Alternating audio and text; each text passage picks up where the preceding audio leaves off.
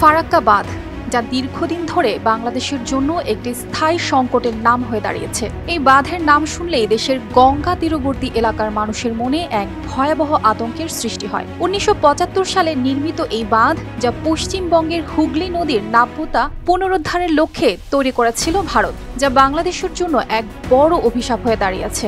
ফারাক্কা বাঁধের প্রভাব এতটাই গুরুতর যে শুষ্ক মৌসুমে বাংলাদেশের নদীগুলো প্রায় শুকিয়ে যায় আর বর্ষায় দেখা দেয় বন্যার ভয়াবহতা। এই বাঁধের কারণে বাংলাদেশের কৃষি, শিল্প এবং পরিবেশে যে বিপর্যয় নেমে এসেছে তা কল্পনাও করা কঠিন।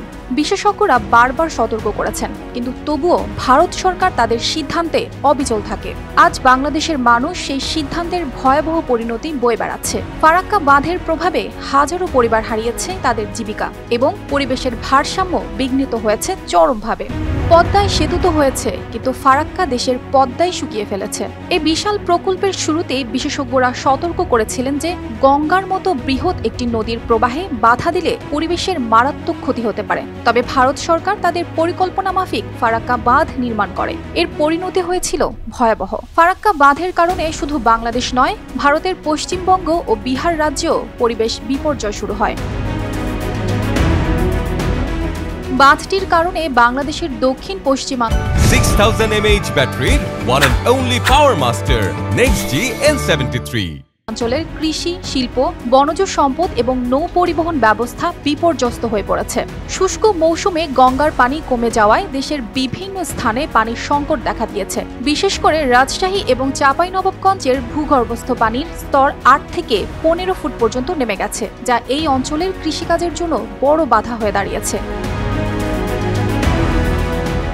পানি প্রবাহ কমে যাওয়ার ফলে পদ্মা নদীতে পলি জমা কমে গেছে, যার প্রভাব পড়েছে জমির উর্বরতার ওপর। মাছের উৎপাদনও কমেছে, যার ফলে হাজারো জেলে বেকার হয়ে পড়েছে।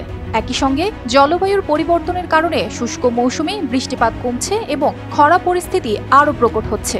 অন্যদিকে গ্রীষ্মকালে নদীর পানির সংকটের কারণে বন্যা এবং অন্যান্য প্রাকৃতিক দুর্যোগের আশঙ্কা বেড়ে গেছে। শুধু বাংলাদেশই নয়, ভারতের বিহার রাজ্য এই বাঁধের কারণে বন্যা এবং নদী ভাঙনের শিকার হচ্ছে। বিহারের মুখ্যমন্ত্রী নীতিশ কুমার একবার প্রস্তাব করেছিলেন ফারাক্কা ব্যারেজ ভেঙে ফেলা উচিত। তবে বিশেষজ্ঞরা বলছেন, বাঁধটি ভেঙে না ফেলে এর গেটগুলো সরিয়ে ফেলাই হবে যুক্তিযুক্ত।